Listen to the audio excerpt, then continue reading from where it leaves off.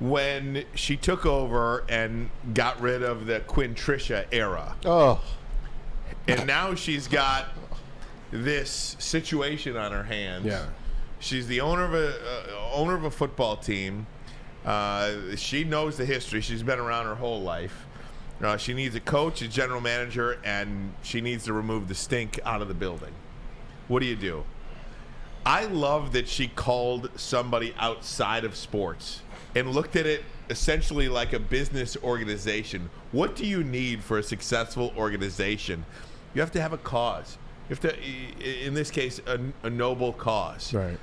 What is the direction you want to go? What culture do you want to instill? And then your other call is to Chris Spielman. For anybody in life, realize what you don't know. And it takes somebody, I think, who's very smart and very brave to understand what they don't know and go get help in those areas. And she did that. That's why a lot of times in movies, and this is almost seems like movie cinematic kind of situation. In movies, you'll see the guy that wants to be the king or the person that wants to be in power in the movie, they tend to go the other way. They go with the individual that doesn't want the power. They go with the one that has to become in power. And that's kind of what I see in this situation. Everybody feels like they know what they're doing when they take over ownership, whether it was their brother, whether it was their father, whether it was whoever. They felt like this is the way, this is the post, this is how you win games. I want to win games. This is what we're going to do. She's smart enough to take a step back and say, hasn't worked. Why hasn't it worked? Let me reach outside, like you said. And the coolest thing is the culture shift.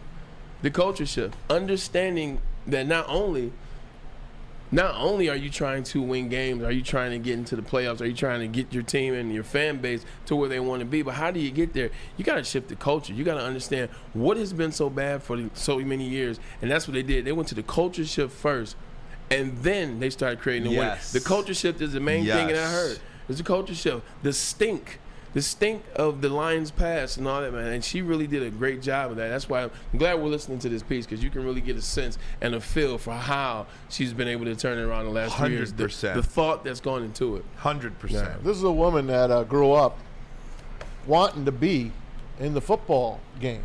I remember reading when she first got when she was taken over, when she took over from Martha. She said she'd be waiting around and watching her dad and watching her brother and wondering, I can do this as well. But she was a girl. She was a woman.